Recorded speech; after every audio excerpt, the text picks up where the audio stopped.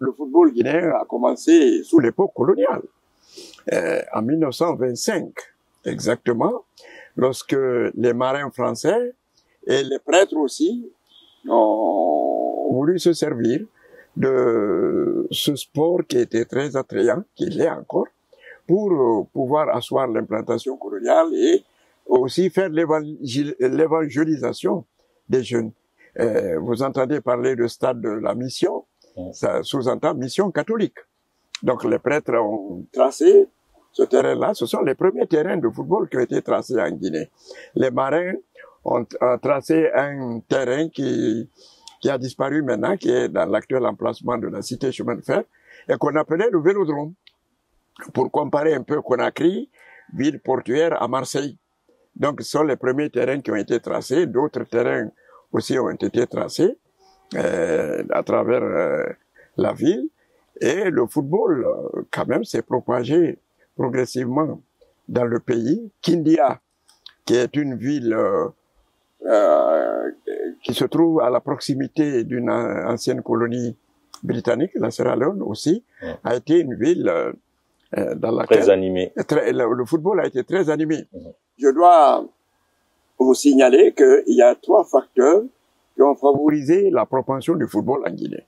C'est l'administration coloniale qui a voulu se servir de ça pour faire la paix avec les populations indigènes, ainsi que l'a recommandé le baron Pierre de Coubertin, qui a suggéré à l'administration coloniale de se servir du sport, notamment du football, pour faire la paix, pour mieux coexister avec les populations indigènes. Il y a l'administration coloniale, il y a l'église catholique, et il y a la proximité d'une ancienne colonie britannique. Vous savez, le football, il vient de l'Angleterre.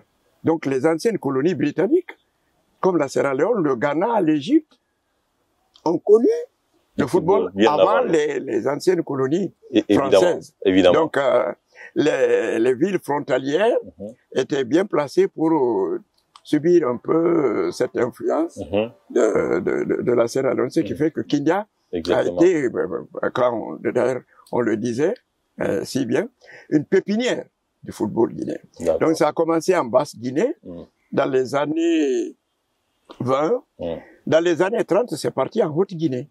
Vous savez que la colonisation est rentrée par le nord, c'est-à-dire par la Haute-Guinée. Donc l'administration coloniale s'est servie aussi du football pour mieux s'implanter. Il y avait des clubs là-bas qu'on appelle AS Cheminot, le chemin de fer aussi a beaucoup joué. Donc la Haute-Guinée dans les années 30, la Guinée forestière dans les années 40, l'église a beaucoup influencé.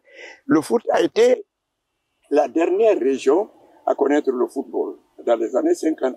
Pourquoi? Parce que les familles étaient très orthodoxes et on voyait ces garçons qui veulent jouer au ballon, des gens qui ne veulent rien faire, qui désertent l'école coranique et qui s'en vont pour se livrer à quelque chose qui ne sert à rien.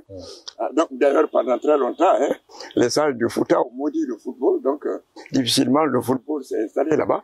Mais il y a eu des équipes et finalement le football s'est installé en commençant par la ville Carrefour.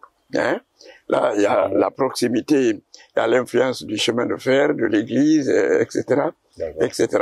À Conakry, il y a eu des clubs qu'on appelle Racing Club, Société Sportive de Guinée, SSG Mamaya.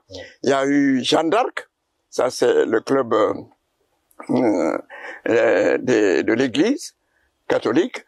À Mamoun, à S. Cheminot, à Cancan, et aussi l'Olympique de l'Abbé, etc., etc. Ce contenu est produit par Starter Productions et sponsorisé par Mining House.